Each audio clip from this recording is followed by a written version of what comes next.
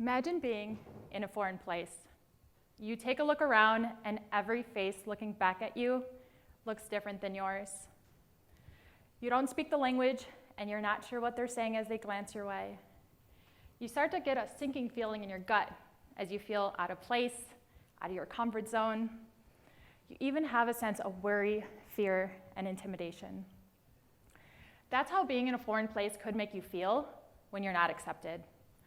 I know what those feelings are like because over time, they do go away. Because of just how powerful travel can be on helping us become more accepting, understanding, and trusting of others. You see, my solo journey to 84 countries started with a one-way ticket to Ireland.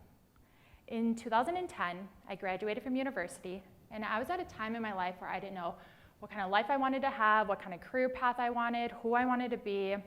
So I was also struggling with bouts of depression and anxiety, so I decided to take a very unconventional route in life, bought a one-way ticket to Ireland, packed a backpack, and I set off to explore Western Europe.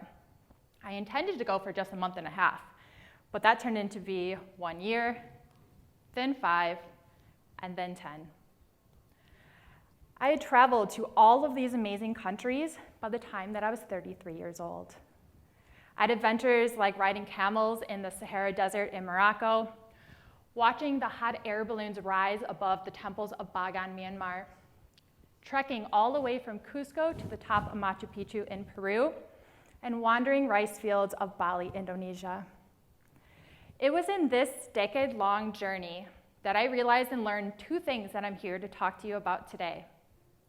That one, by embracing travel, we can build happier communities, and two, by embracing travel, we could build more united communities, both in and outside of the workplace, by becoming more accepting, understanding, and trusting of others. Now I want everyone in the room to close your eyes. Picture yourself anywhere in this world that you want to travel to. Maybe you're seeing mountains. Are you relaxing on a beach? Do you feel happy, nervous, maybe excited? You can open your eyes. See, we as humans, we have an innate desire to travel. It fulfills us, brings us joy. It could show us our life purpose and passions, build our character, boost our self-esteem. All of this can improve our mindset, which can make us happier overall. And when we're happier with ourselves, we tend to treat others better. We tend to be more open-minded about our differences. Travel is reported to increase our happiness hormones, dopamine and serotonin, and keep them flowing. Scientists are actually calling dopamine the anticipation molecule because according to the Coleman Institute of Addiction Medicine, dopamine is released in large amounts when we anticipate a pleasurable experience. So whether that is going shopping, smelling the cinnamon rolls coming out of the oven, or taking a vacation, it is through new experiences, travel planning, and time in nature that we can use travel as a tool to increase our happiness. Over the years, I've asked so many travel coaches and travelers why they love to travel, and I always got a very common answer. It's to have new experiences. We want to try new foods, see new sights, be in new environments, meet new people. And sure enough, according to Dr. Thomas Gilovich of Cornell University, experiences are the secret to sustained happiness. Even neuroscientists and psychologists have been studying and finding the effects that travel has on our mental change. That's due to the ever-changing stimuli that we experience while we travel. New sights, sounds, smells, languages, sensations, all spark different synapses in our brains. Happiness is also infectious. There are so many amazing people and cultures around this globe where we can feed off their joy and their energy, and we can take that feeling and spread it in our community and our workplace. We sure could use a lot more smiling and traveling these days, especially in the workplace as we come out of this pandemic. And if it wasn't for that roaring burnout epidemic happening in the workplace pre-pandemic for companies to take employee vacations seriously enough, according to the US Travel Association, how happy an employee is with their job and their employee, or with their company, is highly influenced by how much of their time off is spent traveling. In their report, of the employees who reported being happy, 57% of them were mega travelers, meaning they just went somewhere with their time off, and just 46% of them were homebodies. But you don't have to wait a whole nother year to have new experiences and to feel happy again, because the effects of happiness actually take place far before the trip even occurs. According to a study by the Journal of Applied Research Quality of Life, they found that the highest spike in happiness actually takes place during the planning phase of a trip and can boost happiness up to 8 weeks. But the planning of a trip is far more than just the logistics of the itinerary. It's also about talking about your upcoming adventures with your loved ones and your coworkers. It's through those conversations that you could hopefully inspire others to get out of their comfort zone, break their daily routines, and have new experiences of their own as well. Many new experiences also involve time in nature. Biophilia means love of our living systems, which refers to our innate desire as humans to be near nature.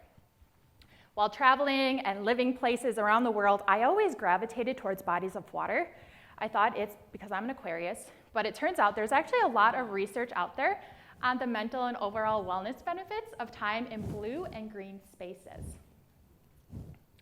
There are many cities and countries around the world that are also taking the mental health benefits of nature into consideration when designing their buildings, such as Singapore, Japan, San Francisco, and Madrid.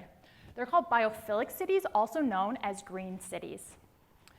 Just like a lot of cities are taking the health benefits of travel, of nature into effect with their plans for their buildings, in the UK, especially during the pandemic, many doctors and physicians were prescribing time in blue and green spaces in nature to patients struggling with anxiety and depression as well. And there's a report by the Global Coalition on Aging that found that women who do not take a vacation are 2 times as likely to struggle with depression than those who do. So, as we plan new experiences, spend time in nature, and keep our happiness hormones flowing, we can also build trust in others through travel.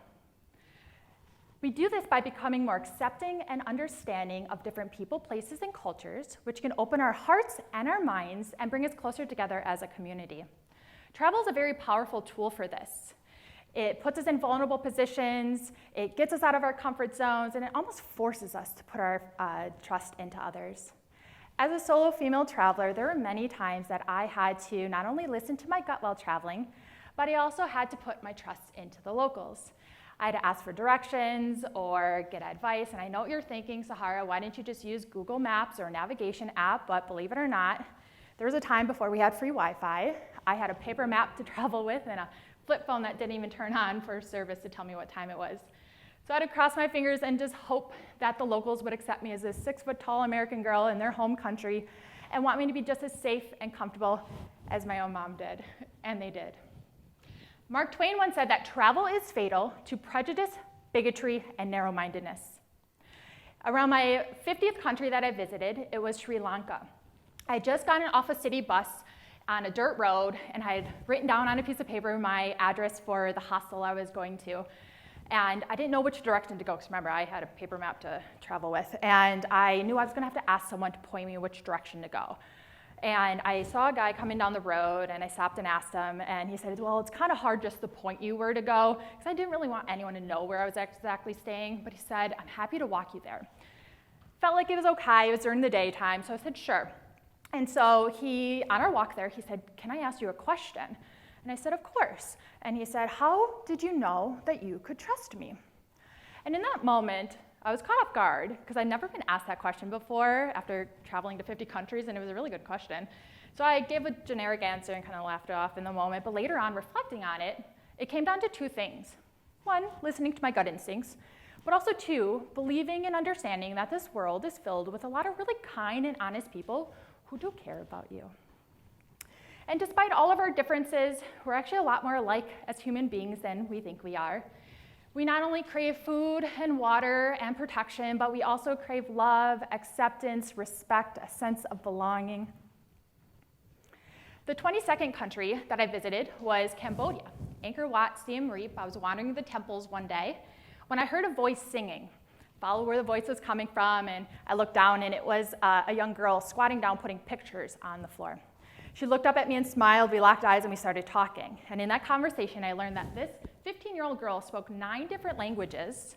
She learned also very interesting information about the countries that spoke those languages. She learned it all by working in the temples every day after school to make money for her family, talking to the tourists. And she makes about $20 a week, but she had a dream to save money and hopefully build a school of her own where she can teach English to her local community, so hopefully they can have better opportunities of their own. And in that conversation, I realized that this girl is so different from me, different not only age and culture and language and country and continent, but we shared a lot in common. We had not only a love of adventure and knowledge, but also love for our family, and also dreams and goals of our own too. I want to see a show of hands here who's starting to be convinced that travel can make us happier and bring us closer together and more trusting of others. Okay, I'm doing an okay job here. I know you're thinking, Sahara, it's really lucky of you to travel to 84 countries. I could barely take one vacation a year. I get it. But travel does not mean that you have to get on a plane to go to another country. These days, you can travel in so many different ways.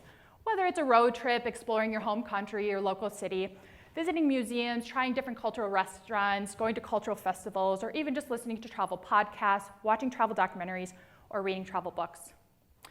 So no matter how you decide to travel, where you decide to go, or to what extent, next time I want you to take time to connect with the locals, to hear their stories, and take all your new perspectives, your new lessons learned, and apply them to who you are as a member of your community and of your workplace. So here are just a few ways that hopefully you could gain a deeper sense of community by becoming more accepting and understanding of others. As community members, be advocates of one another's differences. Explore your local city, especially a city as diverse as ours. Take your vacations when you can. Don't feel guilty for it. Volunteer and give back. As students, invite others to sit at the lunch table with you. Be curious about different people, places, cultures, and work or study abroad if you get the opportunity. As schools, embrace travel in your school culture, your events, your education, your programs. As employees, spark conversations with your coworkers. Talk about your family, your traditions, your home countries, your cuisines, your travels, and take your vacation days. As companies, encourage your employees to use their vacation days effectively and embrace travel in your company culture and team engagement. Now, I want you to reimagine yourself in a foreign place. You take a look around and every face looking back at you looks different than yours. You don't speak the language and you're not sure what they're saying as they glance your way. But instead of that sinking feeling that you had in your gut in the beginning of my talk today, you now have a sense of belonging. You're confident in your journey. You have trust in others, all because you embrace travel.